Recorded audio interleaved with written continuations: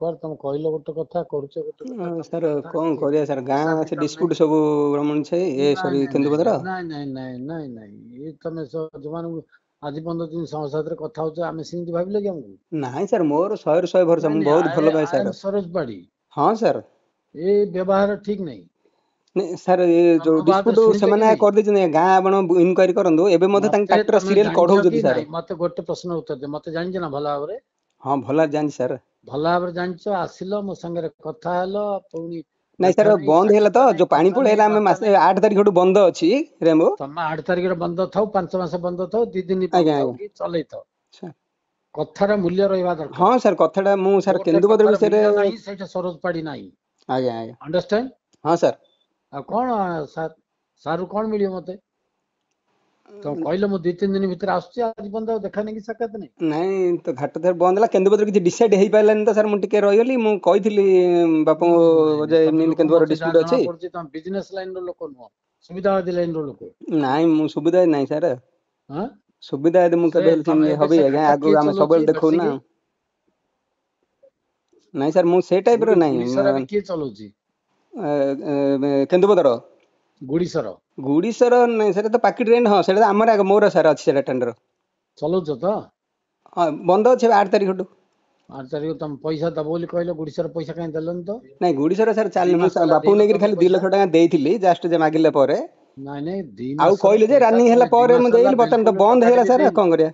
ହଁ ମୁଁ ବାପା ମାଗିଲା ପରେ 2 ଲକ୍ଷ ଦେଇଥିଲି, ତାପରେ ତ ପାଣି ସେତେବେଳେ ପଳେଇଲା, ଆସିଥିଲା ବନ୍ଦ ଦେଇଥିଲ, ହେଇଯାଇଛି 2 ଘାଟ ମାସ ସାର୍, ହେଲା ବନ୍ଦ ତମେ ଅଛି ଘାଟ। ଚଲେଇଛ, କାହିଁ କିଛି କହିନ ଆଉ? ନାଇଁ ଘାଟ ତ ବନ୍ଦ ଅଛି, ତାପରେ ସେ ଯୋଉ ପେନାଲ୍ଟି ଯାହା ପଡିଯାଇଥିଲା ସେ ପେନାଲ୍ଟି। ତମର କଥା କିଛି ଇଏ ନାହିଁ, ଠିକ ଠିକଣା ମତେ ଲାଗୁନି। ନାଇଁ ସାର୍ ଏମିତିରେ ଠିକ ହୁଏନି ବୋଲେ କାମ। ହଁ କେନ୍ଦୁପତ୍ର ଆରମ୍ଭ ହେଇସାରିଲେ ସବୁ ମେକଅପ୍ ହେଇଯାଇଥିଲେ, ମୁଁ ଭାବିଲି ବୋଲେ କେନ୍ଦୁପତ୍ର ଡିସ୍ପ୍ୟୁଟ୍ ଛିଡୁନି। ନାଇଁ ତମେ ଡିସ୍ପ୍ୟୁଟ୍ ସେଟା କିଏ, ସେଟା ୟାକୁ ସବଲିଜରେ ଦେଇ ଦେଇଛ ପରା। କାହାକୁ? ହଁ କେନ୍ଦୁପତ୍ର ତ ସେଟା ମୁଦୁଲିକୁ ଆପଣଙ୍କ ଏରିଆଟା। କେନ୍ଦୁପତ୍ର ତ କିଛି ଠିକ ହେଲାନି ସାର୍। ସିଏ ତ ସେ ମୁଦୁଲିକୁ ତମେ ଗୁଡିସର ଟା ଦେଇ ଦେଇଛ ପରା ନାଇଁ ସବଲିଜରେ। ସିଏ ମୁଦୁଲି କିଏ ଆଜ୍ଞା, ମୁଁ ଲିଜ୍ ହୋଲ୍ଡର। ମୁଦୁଲି କଣ ଦେଇଦେବି ସାର୍? ମୋ ପାଖରେ ଏଗ୍ରିମେଣ୍ଟ କପି ଥୁଆ ହେଇଛି, ତମେ ଦେଇ ନାଇଁ ଦେଇଛ। ମୁଦୁଲି କିଛି ନାହିଁ। ତାକୁ ସେ ଯୋଉ 2022 ରେ ପରେ ତାକୁ ଖାଲି ବୁଝିବାକୁ ଦିଆଯାଇଥିଲା, ବୋଲେ ସେ ଆରେ ଭାଇ ବୁଝିଲାନି କି ପଇସା ବୁଝିବାକୁ ଦେଲାନି, ସେ ଦେଇଥିଲେ ଆଉଟ୍ କଣ ହେଇଗଲା। ଦେଇଥିଲା? ଏଗ୍ରିମେଣ୍ଟ ତ କରିଛ ନା? ଏଗ୍ରିମେଣ୍ଟ କପି ମୋ ପାଖରେ ଥୁଆ ହେଇଛି। ଏଗ୍ରିମେଣ୍ଟ ତାକୁ ମୁଁ ଦିଟା ପାୱାର ଫାଇଲ ପାଟର୍ନ ଦେଇନି, ଥୁଆ ହେଇଛି ପାୱାର ମୋ ପାଟର୍ନ ପାଖରେ। ଦେଇନି ତାକୁ। ଆଁ ତାକୁ ପାୱାର ପାଟର୍ନ ମୁଁ ଦେଇନି, ଜଷ୍ଟ ବୁଝିବାକୁ ଖାଲି ଦିଆଯାଇଥିଲା। ଏଗ୍ରିମେଣ୍ଟ ହଁ ଅର୍ଥ କଣ? ଦିଟା ଏଗ୍ରିମେଣ୍ଟ। ଏଗ୍ରିମେଣ୍ଟ କିଛି ନାହିଁ। ସେ ମୋର ସେ ସମୟରେ ମୁଁ ଯୋଉ ମୋର ସ୍ୱାସ୍ଥ୍ୟ ଭଲ ନଥିଲା, ତାକୁ ମୁଁ ଭାଇ ବୁଝିବାକୁ ଜଣେ 4 ମାସ ଓକିଲ, ଦେଲି। 4 ମାସ ମତେ ପରେ କଣ ସେ ପଇସା ବୁଝେଇବ ତମେ? ଦେଲାନି। ପଇସା ନ ଦେଲା ପରେ ସେ ଅଟୋମେଟିକ ଆଉଟ୍ ହେଲା ହେଲା। ପଇସା ଦେଲା ନଦେଲା ସେ କଥା ମତେ କୁହନା। ହୁଁ ହୁଁ ଏଗ୍ରିମେଣ୍ଟ ର ଅର୍ଥ କଣ ତମେ କରିଛ? ଦିଟା ମୋ ପାଖରେ ଥୁଆ ହେଇଛି ଏଇଠି ମୋ ସାମ୍ନାରେ। ହଁ ସାର୍ ଥୁଆ ହଉ, ଠିଆ ହେଲେ ହଁ ବର୍ତ୍ତମାନ ସିଏ ମୋର ପାର୍ଟନ ଏତେ ନାହିଁ, ମାନେ ସିଏ ତାକୁ ମୁଁ ପାୱାର ପାଟର୍ନ ଦେଇନି। ସିଏ ଏଇଟା କିଏ? କୋଉ ମୁଁ ତ ପର୍ଯ୍ୟନ୍ତ ଲିଜ୍ ଅଛି? ହୋଲ୍ଡର। ଦିଟା ବା 3 ବର୍ଷ ପାଇଁ ଅଛି ଏଠି। ହଁ ଆମର ସେଇଟା 27 ରେ ସରିଯିବ ଆଉ। 27 3 ବର୍ଷ ତମେ ଦେଇ ଦେଇଛ ଏଇଟାକୁ।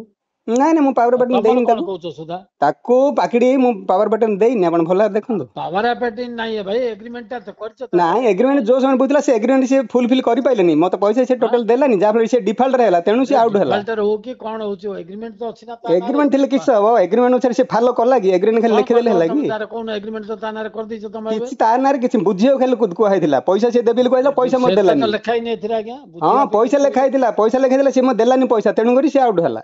ଆଉଟ୍ ହେଲା ବୋଲି କହିଲେ ତମେ ପାଟିରେ ଆଉଟ୍ କାଗଜ ପତ୍ର ଆଉ ଲେଖିକି କାଗଜ ଦେଇଛ କି ପତ୍ର ସେ ଏଗ୍ରିମେଣ୍ଟ। ଚାବି ପକେଇଲା, ମୋର ଚଲେଇନି। ସେ ସମୟରେ ଯିଏ ତହସିଲଦାର ହେଲେ ଥିଲେ, କଣ ଏଡିଏମ୍ କରିବ ସବୁ ଥିଲେ, ତମେ ସେ ଭାଇ କୁହ ବିଷୟରେ ମତେ? ଏତେ କଥା ବୁଝୁନ ତମେ। ସେ ବିଷୟରେ ଜାଣିଛନ୍ତି। ଆଇନ ସବୁ ଅନୁସାରେ ମାନେ ସିଏ ଥାନା ବି ଦବ। ଜାଣିଛି, ସମସ୍ତେ ଜାଣିଛି, କଲେକ୍ଟର ବନ୍ଧ ସାର୍ ଏ ବିଷୟରେ ସବୁ ଜାଣିଥିଲେ ତା କଲେକ୍ଟର ବିଷୟରେ। ଜାଣନ୍ତୁ, ଯିଏ ଜାଣନ୍ତୁ, ମୋର ସେଥିରେ କିଛି ଦେବାର ନେବାର ନାହିଁ ବାପା। ମତେ ଆଜ୍ଞା ଆଜ୍ଞା କଲେକ୍ଟର ରାମ ଭୀମ ମତେ ବୁଝନ, ସାର୍ ବୁଝିଲ ସାର୍ ନା?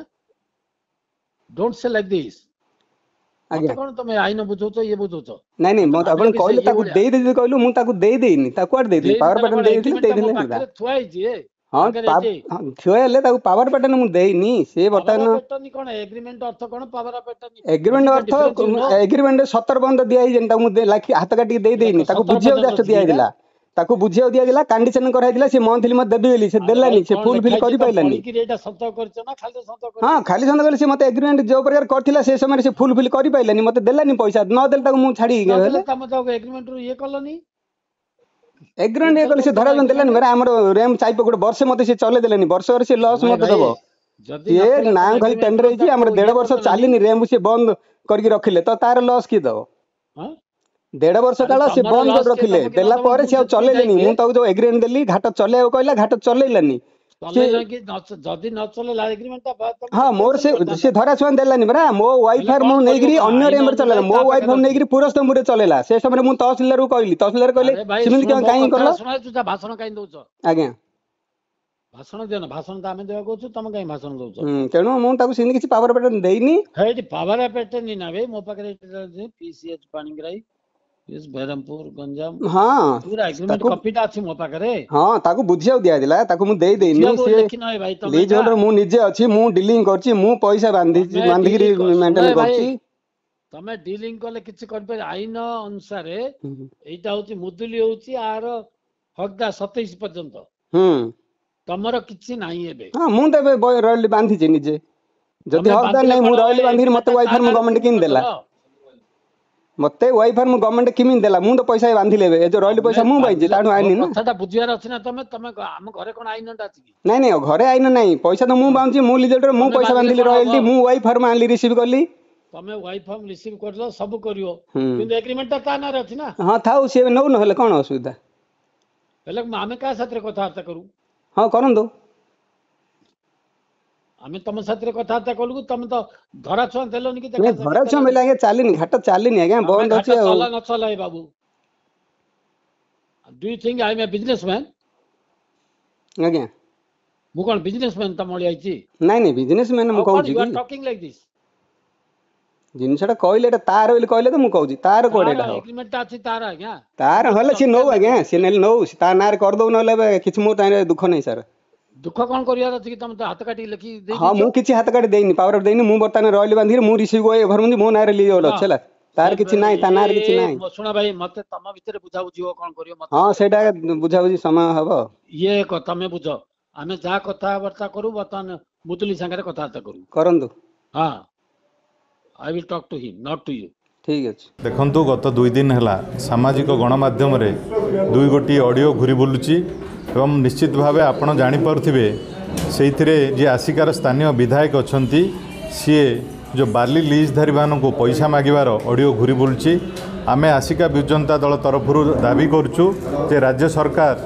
यह उपरे निश्चित भावे तदंत करी दृढ़ कार्यानुष्ठान ग्रहण करा जाओ जो वीडियो वायरल है एटा संपूर्ण कपल कल्पित मिछ ये सब मते बदनाम करने ये गोटे चक्रांत किसी लोक कर तार जोटा कि आपण को मुझे देखली जो मैंने ये सब कर 2 लाख टका देली जो कहले मुझे आपण मानक कहली से 2 लाख टका क्या देले क्या पैसा किए नेला मोर से देबार नेबार किसी ना मु विधायक हिसाब से जड़े मो पाखक आसला मत कहला जगह मो पैसा से दौनी मुझे फोन कली से 2 लाख आणिक देला जा पैसा से नहीं गला तार ना कौन मुदुली ता पैसा से नहीं गला बाकी पैसा जो तार 20 टका बाकी अच्छी 1 कोटी टका पाखापाखि अच्छी सी कहला भाईना तो आप कहले बोले आज्ञा से देदेला 2 लाख बाकी पैसा दौनी आप आउ थे टे कही दिंतु आउ थे टे जो पार्टी करी कहली ता पैसा कहीं दौनु बोली कहीं एग्रीमेंट ता ना अच्छी एग्रीमेंट ता ना अच्छी मुदुली ना अच्छी या ना ना ये जबरदस्ती से नाटक करी बीजेडी सरकार थिला नथिया नाटक धपेकरी ये सब करी ये जो सुधा ना 4टा कि 5टा एफआईआर अच्छी जोड़ा कपी गुड़ाक आपको देखली।